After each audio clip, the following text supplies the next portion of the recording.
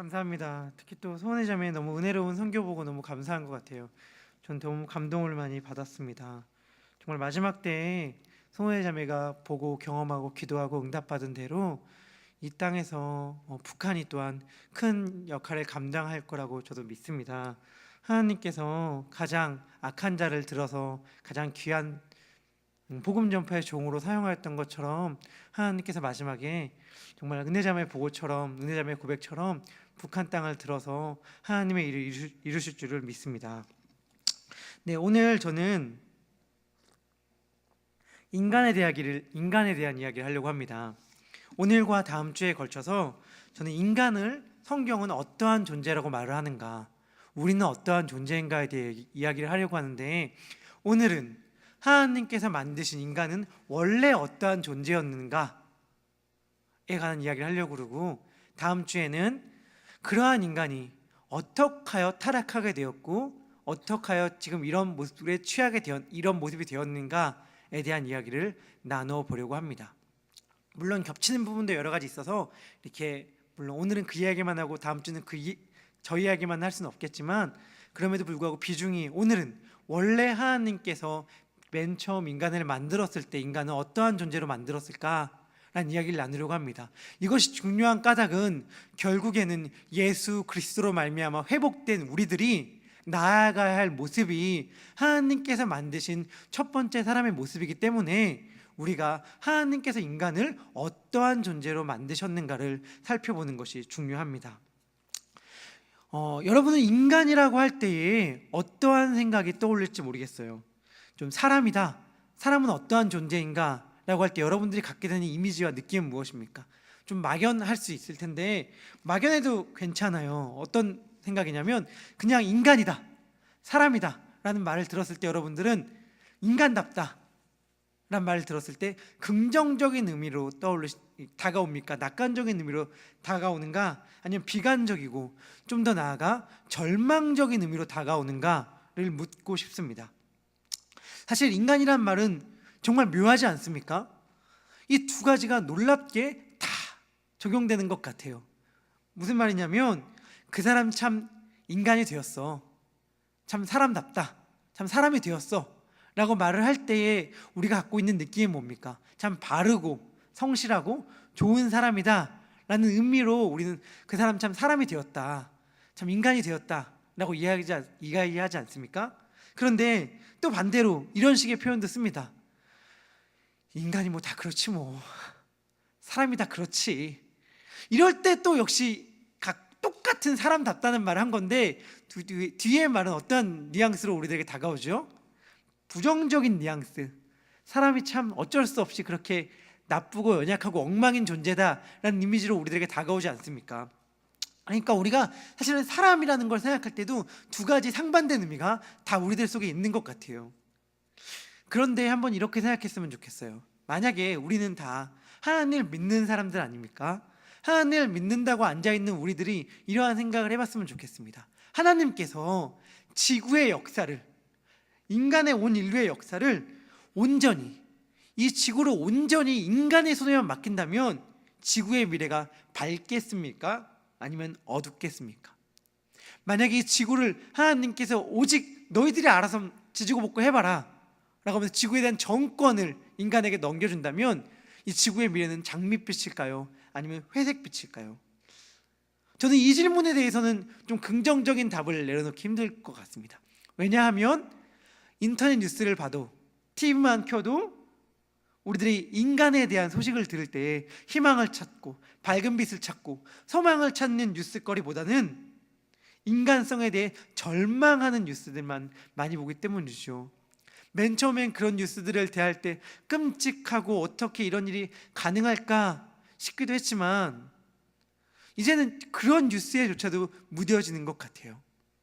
물론 도무지 무뎌질래야 무뎌질 수 없는 끔찍하고 잔혹한 일들이 벌어지는 것이 또한 세상의 일이기도 하기 때문에 참 인간이 얼마나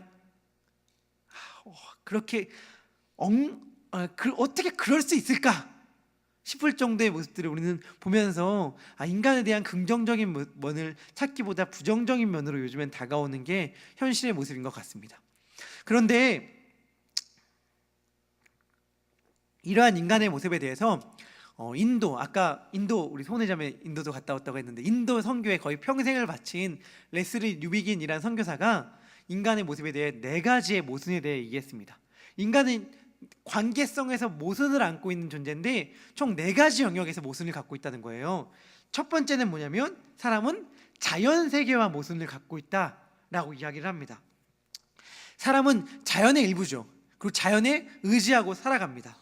하지만 자연 세계와 인간은 평화의 관계로 존재하지 못하고 있습니다. 왜냐하면 인간의 욕망은 자연으로 채울 수 없을 정도로 인간은 욕망하기 때문입니다. 동물은 충분한 양식과 자기가 살 보금자리와 번식의 기회만 주어진다면 동물은 자연 세계와 잘 평화를 누리면서 만족하고 지낼 것입니다. 그러나 사람은 아니죠. 왜냐하면 사람은 한없이 욕망하기 때문입니다.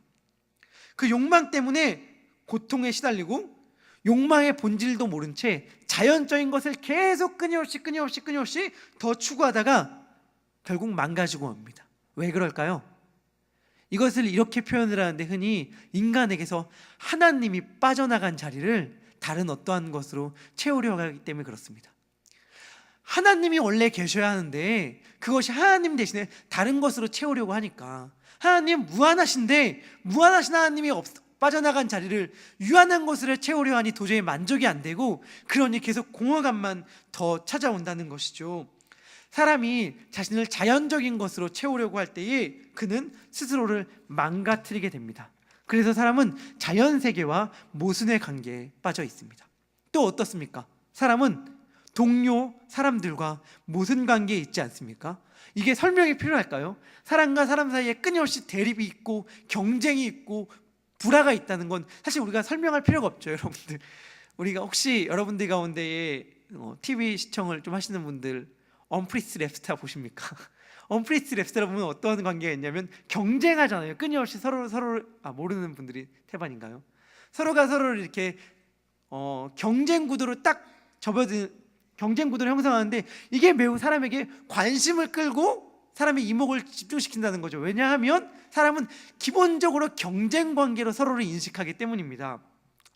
가인과 아벨 이후부터 사람들은 서로를 미워하고 싸우고 죽이는 행위를 계속해서 반복해왔죠.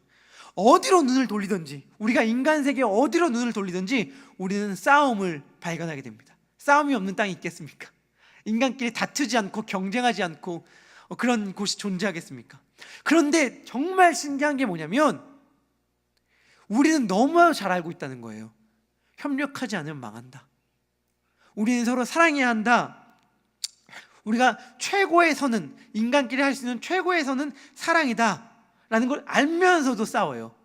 왜냐하면 인간은 기본적으로 이기적이기 때문에 자신이 타인보다 더 욕망하게끔 하는 걸 추구하고 싶고 이것들에 대해서 경쟁 관계가 펼쳐지기 때문에 경쟁은 필연적이며 사람은 다른 사람들을 자신을 위협하는 존재로 봅니다. 그렇기 때문에 인간은 다른 동료 사람들과도 모순적인 대립적인 관계로 대립적인 관계의 상태에 놓여 있습니다. 또한 우리 스스로를 살펴볼 때는 어떻습니까? 사람은 자기 자신과 모순된 상태에 있지 않습니까? 우리의 내면을 한번 살펴보면 우리의 내면은 완전히 통일된 감정의 상태를 갖고 있지 못해요. 끊임없이 많은 세력들이 싸우고 있는 전쟁터와 같습니다. 우리는 또한 우리의 몸은 우리의 육체는 우리의 생각과 이성을 따라가는 도구가 아닙니다. 우리의 마음 내부에서도 계속해서 서로 부딪히는 욕망들이 있지 않습니까? 우리의 마음 속에는 우리가 마땅히 우리는 이렇게 해야 돼, 나는 마땅히 이렇게 해야 돼 라고 하지만 실제로 행하는 일 사이에 커다란 분열이 존재하죠. 그래서 바울이 내가 원하는 바 선은 행치 아니하고 도리어 원치 않는 바 악을 행한다 라고 말하지 않습니까? 저는 이것이 너무나 저한테 와닿아요. 그러니까 여러분들은 어떻게 생각할지 모르겠지만 우리가 다 생각하는 바가 비슷할 거예요. 저 진짜로 착하게 살고 싶습니다. 그러니까 마음이 넓은 사람이 되고 싶어요. 웬만한 건 다 용납하는 사람이 되고 싶고 이해하는 사람이 되고 싶고 사소한 일 하나하나에 내 마음이 요동치지 않았으면 좋겠어요. 그러한 사람이 되고 싶거든요. 근데 그게 안 돼요. 그러니까 결국엔 내가 되고 싶은 것과 실제 내 모습 사이에 메울 수 없는 이 간격, 스스로 인간이 갖고 있는 자기 자신을 향한 모순적 관계, 인간은 다 이러한 관계에 놓여 있다는 것이죠. 인간은 자연과의 관계에서 모순과 불화를 갖고 있고, 다른 이웃과의 관계에서 모순과 불화를 갖고 있고, 자기 스스로의 관계에서도 모순과 불화를 갖고 있습니다. 그리고 제일 중요한 것, 하나님과의 관계에서도 모순과 불화를 갖고 있죠. 이것은 다른 모든 파괴된 관계의 기본 원인이기도 합니다. 사람은 창조주의 반란을 일으킨 피조물이며 자기 존재로부터 자신을 잘라버린 피조물입니다. 그로 말미암아 그는 자신을 포함한 모든 창조 세계와 모순된 관계에 있는 것입니다. 이렇듯 사람은 네 가지 모순 상태에 놓여 있습니다. 이러한 현실 파악은 참으로 맞는 것 같아요. 그런데 그러한 인간이 그러한 상황에 놓여져 있다, 자연과도 불화하고 이웃과도 불화하고 스스로도 불화하고 하나님과도 불화한다는 말은 성경의 증언이기도 합니다. 그렇지만 사실 맨 처음 하나님께서 인간을 만드셨을 때의 모습은 아니에요. 맨 처음께서 하나님께서 만드셨을 때의 모습은 우리는 다 알고 있습니다. 하나님께서 인간을 만드셨죠. 이건 너무나도 분명하고 엄중한 진리입니다. 요즘에 이 진리를 너무나도 희미하게 만들고 흔들게 하는 그런 이론들이 너무 많지만, 분명한 것은 무엇이냐면 하나님께서 사람을 만드셨다는 것입니다. 이것은 절대로 부인될 수도 없고 부정할 수도 없는 진리입니다. 여러분들 꼭 기억하시기 바랍니다. 하나님이 사람을 만드셨습니다. 그런데 하나님께서 사람을 만드실 때 그냥 만드신 것이 아니었어요. 오늘 저희가 읽은 본문을 보면 하나님께서 사람을 만드셨을 때 설계도가 나옵니다.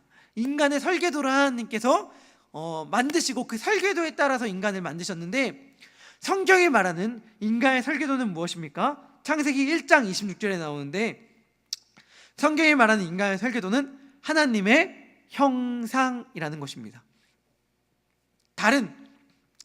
이 세상에 존재하는 모든 것들은 누가 만드셨냐면 하나님이 만드셨죠.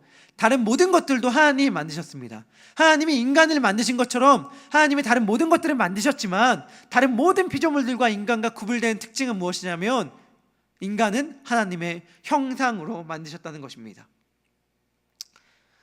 하나님께서 다른 모든 것들을 만들고 보시기에 좋았더라라고 말했지만, 하나님의 형상대로 창조된 것은 인간밖에 없습니다.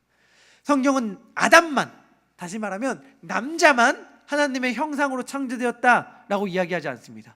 성경은 뭐라고 얘기하냐면 하나님이 자기 형상, 곧 하나님의 형상대로 사람을 창조하시되 남자와 여자를 창조하셨다라고 말하면서 남자와 여자 모두가 다 존귀한 하나님의 형상이라고 이야기를 합니다. 그런데 하나님께서 자신의 형상을 따라 남자와 여자를 창조하셨다고 말할 때에 이 점이 중요한 점이 있습니다. 왜 하나님께서 사람을 창조할 때 남자와 여자로 만드셨을까요? 이것은 사람이 기본적으로 하나님의 속성을 닮았는데, 어떠한 속성을 닮았냐면 관계하는 존재로 만드셨다는 것을 의미합니다. 하나님은 인간을 관계하는 존재로 만드셨습니다. 하나님께서는 인간을 창조하시기 전부터 성부, 성자, 성령 삼위 하나님께서 완전한 사랑의 관계를 하고 계셨습니다. 여러분, 그러니까 삼위일체, 제가 잠깐 간단하게 많은 걸 설명할 수 있지만 삼위일체에 대해 설명해 드릴게요. 삼위일체 되게 어렵다고 이야기를 많이 하지 않습니까? 하나이자 셋이고 셋이자 하나인 게 어떻게 가능합니까? 인간의 이해로는 이해할 수 없어, 인간의 머리로 이해할 수 없어. 맞습니다. 그런데 제가 이 점 하나만은 이야기할게요. 여러분, 사랑을 한다는 것은 무엇일까요? 사랑을 한다는 것은 우리가 많이 이야기를 하지만, 내가 누군가를 사랑해 할 때에 사랑한다는 것은 안다 라는 말과 같이 쓰일 수 있지 않습니까?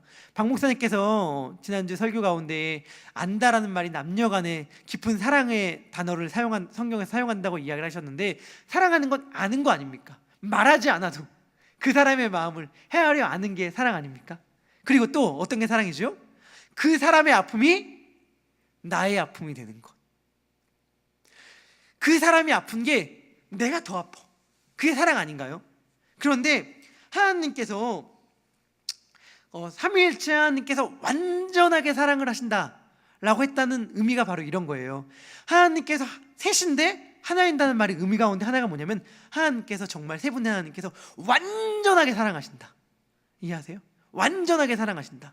사랑하면 완전하게 안다면서요. 그 사람을 사랑하면 그 사람을 알고, 그 사람의 아픔이 내 아픔이 되고, 그 사람의 기쁨이 내 기쁨이 돼서 완전하게 일치가 되는 관계인데, 우리 인간의 사랑은 그렇게 일치될 수 없지만 완전하신 하나님의 사랑은 너무 완벽하시기 때문에 그가 곧 내가 되고 내가 곧 그가 되는 거예요.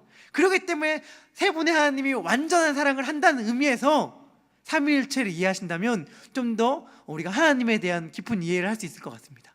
삼위일체 하나님이라는 것은 1차적으로 다른 의미가 아니라 세 분이란 말은 좀 위험하지만 세 위격의 하나님께서 뜨겁게 완벽하게 완전하게 서로를 사랑하신다는 의미입니다. 그러한 하나님의 형상대로 창조된 인간 역시 하나님께서는 관계 가운데에 사랑하라고 만드셨지요. 그래서 남녀로 창조하신 이유는 뭐냐면, 하나님께서 그 관계적 존재로 만듦으로써 서로 관계하는 존재, 사랑하는 존재로 하나님께서 창조하셨다라는 의미가 있습니다. 또한 하나님께서 자신의 형상을 따라 만드셨다라고 말을 했을 때는 또 다른 의미가 있습니다. 흔히 구조적인 의미라는 말을 쓰는데, 제가 GBS 교재에 있기 때문에 이 단어를 썼지만 이건 좀 굳이 어려운 단어라서 기억할 필요는 없을 것 같아요. 어떠한 의미냐면, 우리가 존재 자체가 하나님을 닮게 만들었다라는 거예요. 우리는 하나님을 닮았습니까? 닮았습니다. 어떻게 닮았나요? 우리는 지정의, 지성적인 존재며 감정적인 존재며 의지적인 존재로 살아갑니다. 왜냐 그러면 하나님께서 이러한 존재시기 때문입니다. 저는 어렸을 때도 아니죠, 예전에 하나님이 인격적이다라는 말을 솔직히 잘 이해하지 못했습니다. 왜냐하면 인격적이란 말은 사람에게 쓰는 말 아닙니까? 내가 볼 때 하나님은 신격적이다 이렇게 표현해야 될 것 같은데 인격적이라는 거예요. 왜 하나님이 인격적이라고 말하지? 라고 이야기를 하다가 알게 됐어요. 인격적이라는 말이 뭐냐면, 하나님께서 인간적인 수준이라는 말이 아니라 하나님이 신이시다라는 말은 하나님이 인간적인 요소를 완전히 다른 어떠한 존재이기도 하지만 인간적인 것을 품고 계시다는 의미이기도 하거든요. 점, 선, 면, 그 다음에 입방체가 될 때에 입방체지만 선이나 점과 면과는 다르지만 그것을 포함하고 있는 것처럼 하나님께서는 인격성을 포함하고 계신 거구나 라는 걸 알게 됐습니다. 왜 이것이 중요하냐면, 하나님이 인격성을 가지고 계심으로써 인간인 우리와 대화하고 교제할 수 있기 때문이죠. 그래서 하나님께서는 우리를 그러한 존재로 만드셨고, 우리는 지성적인 존재이며 감정적인 존재이며 감성적인 존재이며 의지적 존재입니다. 이것이 하나님을 닮은 우리의 모습입니다. 이것이 구조적인 의미에서 하나님의 형상이다 라고 설명할 수 있을 것 같아요. 그리고 기능적인 의미에서 제가 오늘 설교하고 싶은 건 이 점인데, 기능적인 의미에서 하나님의 형상이다 라고 하는 것이 있어요. 기능적인 의미에서 하나님의 형상이다 라고 하는 것이 무엇이냐면, 우리가 하나님의 형상으로 담당해야 할 역할이 있다라는 의미입니다. 하나님께서 인간을 만드셨을 때 그냥 만드신 것이 아니에요. 무슨 말이냐면, 그냥 만들고 알아서 멋대로 살아, 마음대로 살아 라고 만든 것이 아니라 하나님의 형상대로 만들었다는 것은 인간에게 그 맡기신 일이 있다는 것을 의미하거든요. 여러분, 하나님의 형상으로 인간을 만드셨다 라고 말할 때 하나님의 형상이라는 말의 의미가 무엇인지 아십니까? 하나님의 형상으로 만들었을 때 형상이라는 말의 의미, 모세가 당시에 성경을 쓰지 않았습니까? 창세기를 쓴 거는 우리가 아담이 아니라 모세오경이라고 말해서 모세가 썼는데, 모세가 썼을 당시에 형상이란 말의 의미는 이래요. 왕이 있습니다. 왕이요, 자기의 전 국토를 다스리지 않습니까? 전 국토를 다스릴 때 모든 지역에 가지 못하잖아요. 몸은 하나니까 모든 지역에 가지를 못하니까 신하를 보내죠. 신하를 보내서 그 지역을 다스리게끔 하고 통치하라 라고 이야기를 합니다. 그러면 그 신하가 그곳에 가서 마치 왕처럼 그 지역을 다스리죠. 왕은 아니지만 왕의 신하로서, 왕의 대리인으로서 그 땅을 다스리게 됩니다. 그때 왕의 명령으로 그 지역을 다스리게 된 사람은 그냥 가지 않고 무엇을 가지고 가는데 무엇을 가지고 가냐면 왕의 형상을 들고 갑니다. 왕을 조각한 상을 들고 그 지역으로 가요. 이것을 갖고 있는 의미는 뭐냐면 나는 이 왕의 대리인으로 왔다라는 의미거든요. 이렇게 사용했던 단어가 바로 형상입니다. 즉 모세가 하나님의 형상대로 한 우리가 인간이 창조되었다라고 성경을 썼을 때에 그 말이 의미하는 것은 무엇이냐면 이 땅을 하나님의 대리인적 역할로 하나님의 대리한 왕으로 이 땅을 다스리는 존재로 인간이 창조되었다라는 것을 의미합니다. 하나님의 형상으로서, 하나님의 대리인으로서. 성경에 그것을 좀 더 알 수 있는 신약에는 용어가 나옵니다. 분봉왕이라는 말이 나오는데, 분봉왕은 어떤 왕이냐면 당시에 로마가 많은 다른 식민지들을 다스렸잖아요. 다스렸을 때 로마의 기본적인 정책은 총독 정치예요. 무슨 말이냐면 로마에서 기본적으로 총독을 파견합니다. 로마에서 파견한 총독이 그 지역을 다스리는 건데, 로마는 되게 광활한 지역을 다스리지 않았습니까? 로마가 매우 오랜 기간 동안 평화롭게 많은 지역을 다스릴 수 있었던 이유는 뭐냐면 자기가 다스렸던 그 지역의 특성을 존중해 줬기 때문이에요. 존중하는 방식의 일환으로 로마는 어떠한 정책을 폈냐면 모든 지역에 총독을 파견한 것이 아니라 이 지역은 총독을 파견하는 것보다 이 지역에 한 사람을 세워서 왕으로 삼아서 그 지역을 다스리는 것이 정치적으로 더 현명한 선택이겠다 하면은 총독이 아니라 그 지역에 한 사람을 세워서 왕으로 다스리게끔 했거든요. 그러한 왕을 분봉왕이라고 불렀어요.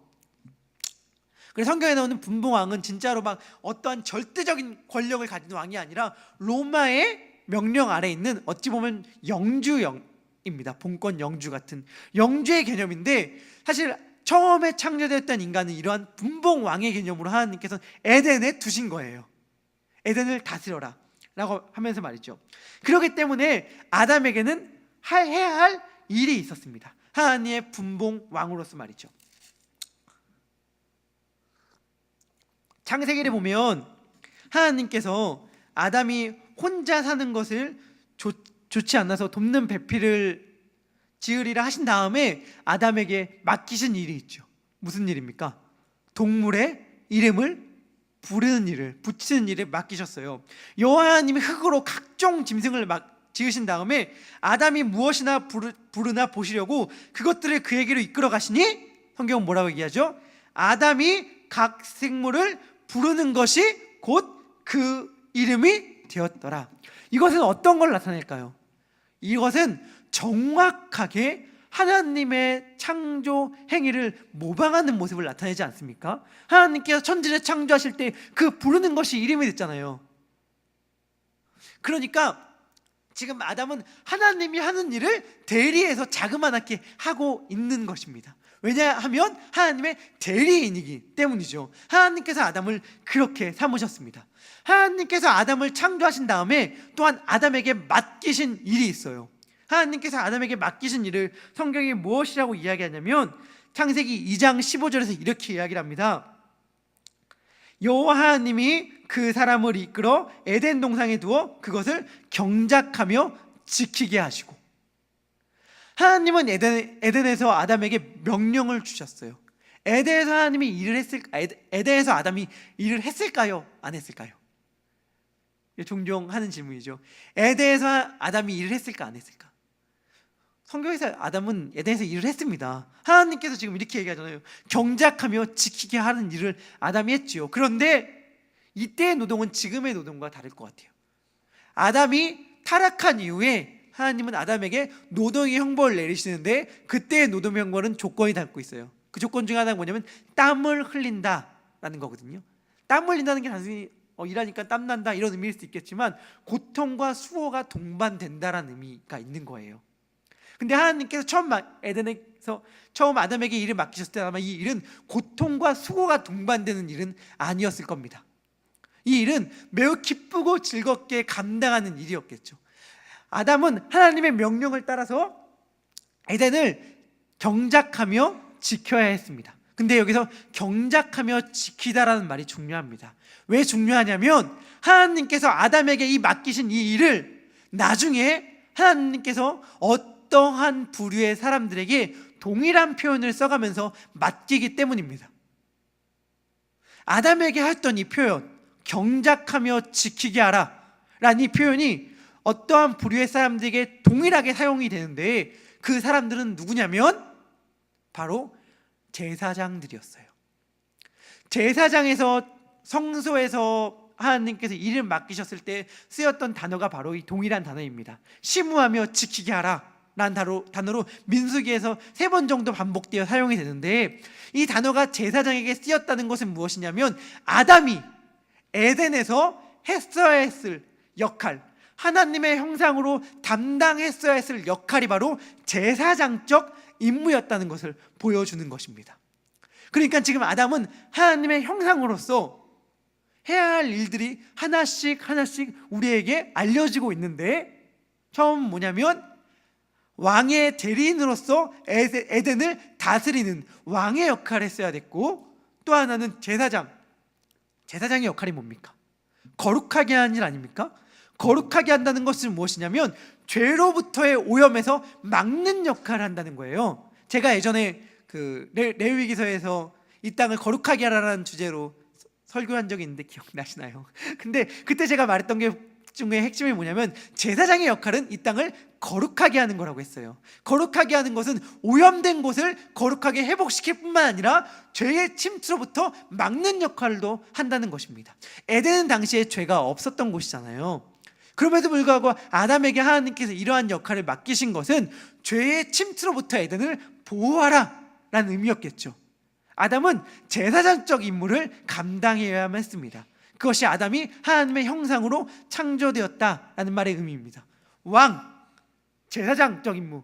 그럼 우리가 또 자연스럽게 따라오는 한 가지의 또 부류의 사람들이 있죠. 누구죠? 선지자. 그래서 이것을 그리스도의 삼중직이라고 하지 않습니까? 선지자의 임무는 뭡니까? 하나님의 말씀을 전하는 것 아닙니까? 근데 아담이 그래야만 했습니까? 네, 그래야만 했습니다. 선악을 알게 한 나무의 열매를 먹지 말라, 먹는 날에는 정령 죽을 것이라는 말을 하나님은 누구에게 하셨습니까? 아담에게 했죠. 아담은 이 말을 딱 받고 어떻게 해야 합니까? 전하고 지키게 하라는 임무를 수행했어야만 했어요. 자신의 배필 하와에게 말이죠.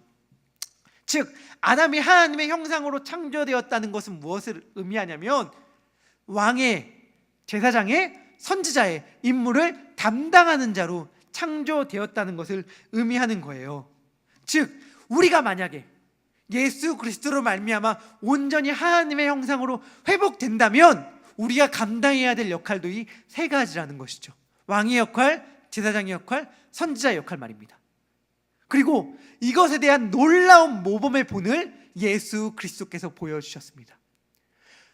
바울이 이야기하지 않습니까? 첫사람 아담은 실패했지만, 첫사람 아담으로 말미암아 사망이 들어왔지만 둘째 아담으로 말미암아 생명이 들어왔습니다. 둘째 아담이 누구죠? 예수 그리스도 아닙니까? 예수 그리스도. 그리스도는 기름 부음 받은 자를 의미하고 그리스도의 삼중직은 왕, 제사장, 선지자입니다.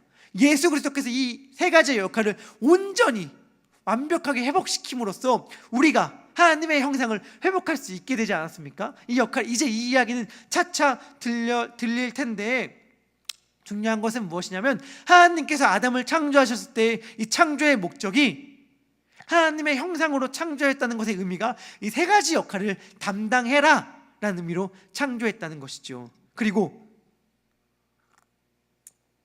하나님께서 이 세상을 창조하신 하나님께서 사람을 창조하신 후에 사람과 하기를 원하신 것이 있었습니다. 하나님께서 사람을 왜 창조했을까? 하나님은 사람과 사랑의 교제를 하기를 원하셨습니다. 성경을 보면 신약에서는 우리를 끊임없이 교회를 뭐라고 묘사하죠? 교회를 그리스도의 신부라고 묘사를 합니다. 그리스도는 하나님이잖아요. 예수님도 하나님이신데 우리를 신부라고 묘사한다는 것은 무슨 의미가 있냐면 우리와 그리스도의 관계가 사랑의 관계다 라는 것을 나타내지 않습니까? 구약에서는 어떻습니까? 구약에서는 끊임없이 이스라엘과 하나님의 관계를 무슨 관계를 묘사하죠? 부부관계를 묘사를 해요. 제가 우리 성막 얘기를 우리 청년부 강에서도 몇 번 꺼낸 것 같은데 성막이 뭘까? 전 성막을 표현하는 가장 좋은 표현 중에 하나가 제가 어디서 발견하지 못한 것 같은데 저는 꼭 신혼부부 신방 같다라는 느낌을 많이 받아요. 그러니까 하나님과 이스라엘의 가장 깊은 교제가 이루어지는 곳. 근데 그 교제의 표현을 하나님께서는 사랑의 관계, 부부 관계를 묘사했단 말이죠. 즉 하나님께서 사람을 창조하신 다음에 하기로 하신 것이 무엇이냐면 사랑이었어요. 제가 그래서 아까 박 목사님이 그 하나님을 안다라는 말 역시 부부 관계의 사랑을 말한다라는 용어로 쓰였다고 제가 앞에서도 언급했던 거 아닙니까? 그런데 여기서 하나님의 말도 안 되는 기막히신 사랑이 나옵니다. 무슨 말이냐면 사랑이라는 것은 무엇입니까? 내가 누군가를 사랑해 라고 말을 할 때에 그것이 온전한 사랑으로 성립이 되려면 전제되어야 되는 것이 있습니다. 그것이 뭘까요? 그것은 관계의 동등성입니다. 무슨 말인지 아시겠나요? 예를 들어 왕이 신부에게 왕이 시녀에게 명령을 합니다. 너 나 앞으로 사랑해라. 매일 아침마다 나에게 사랑한다고 이야기를 하고 매일 밤마다 나의 침소에 들어와라 라고 이야기를 해요. 그래서 시녀가 매일 왕을 볼 때마다 사랑합니다, 사랑합니다 이야기를 하고 매일 밤 왕의 침소에 들어갑니다. 이것이 사랑입니까? 아니에요. 이것은 온전한 의미의 사랑일 수 없습니다. 왜냐하면 신분상의 차이가 있기 때문에, 관계의 차이가 있기 때문에 온전한 사랑이라고 할 수 없습니다.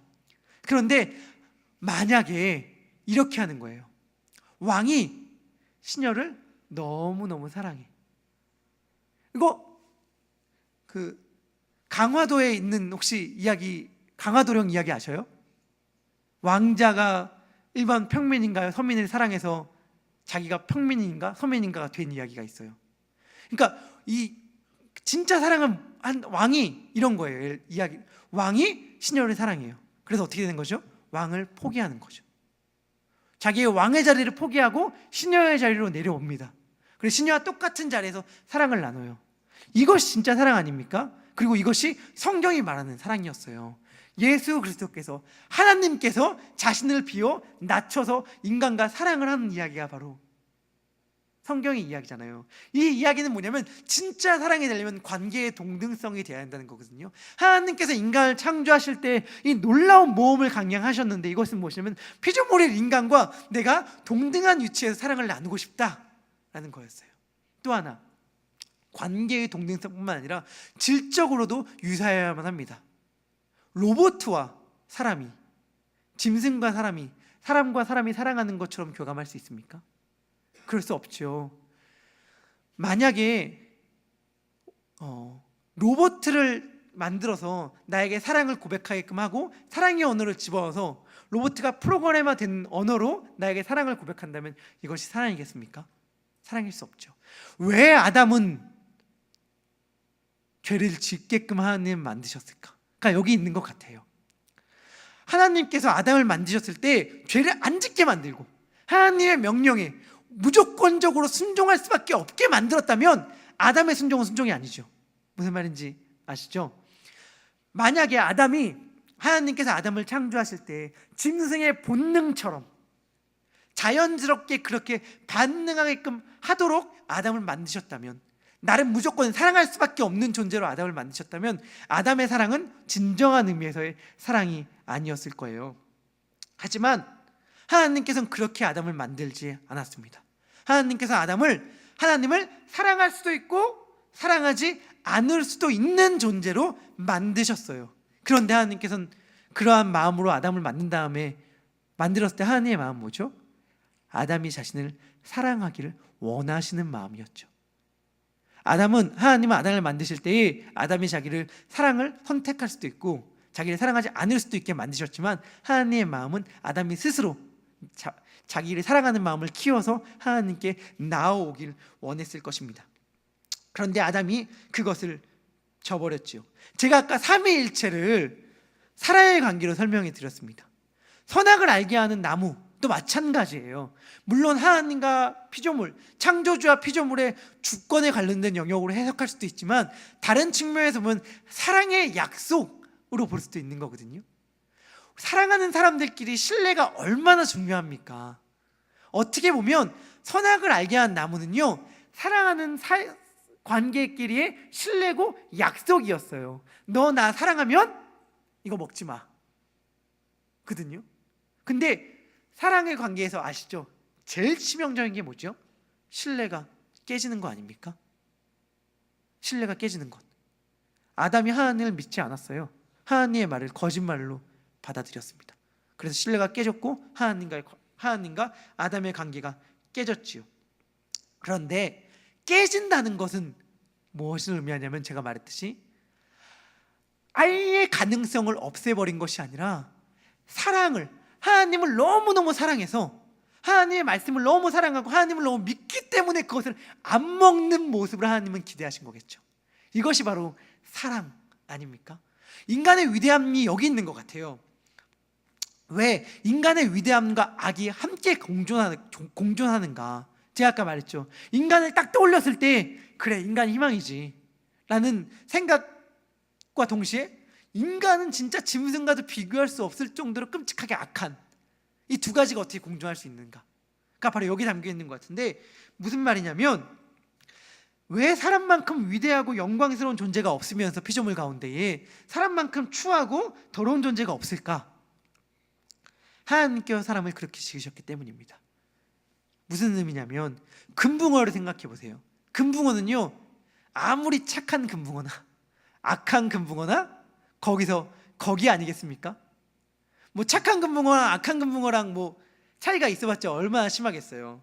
그런데 만약에 강아지 키우시는 분, 전 강아지를 키우는데, 강아지가 착한 강아지가 있고 나쁜 강아지가 있어요.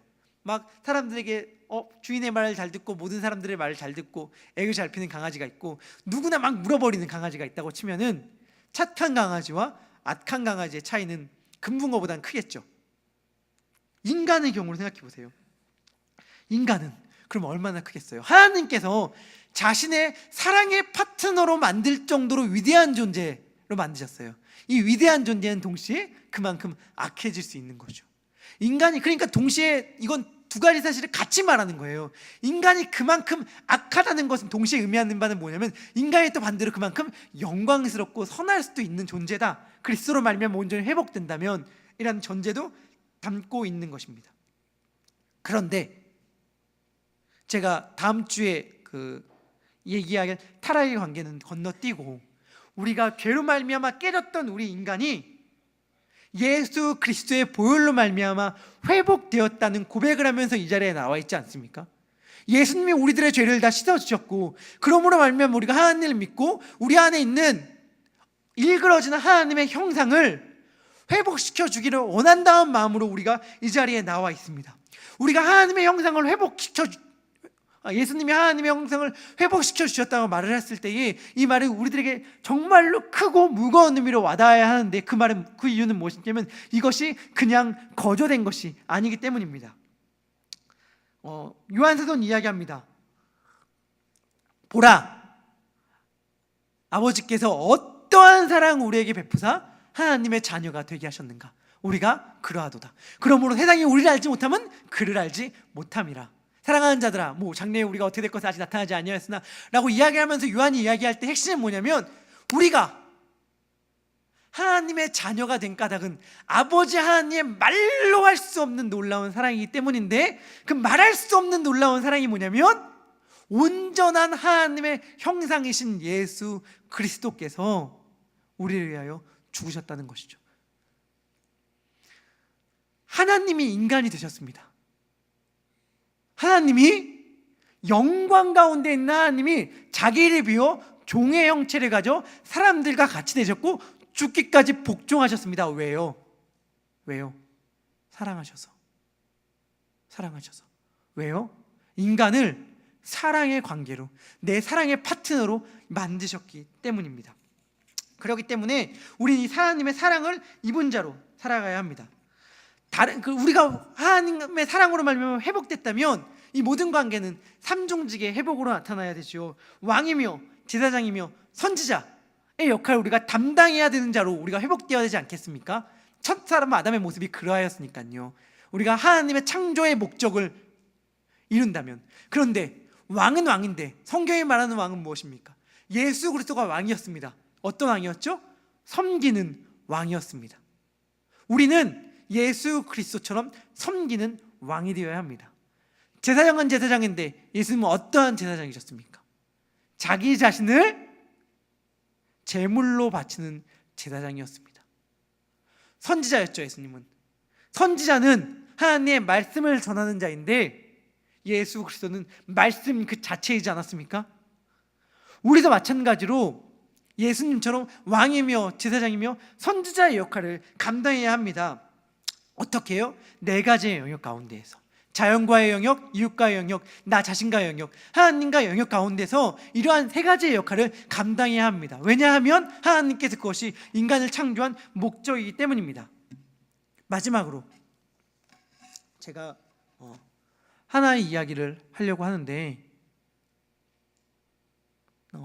다른 것들을 다 잊어버리셔도 이 이야기들을 기억하는 게 우리들에게 너무 중요할 것 같아요.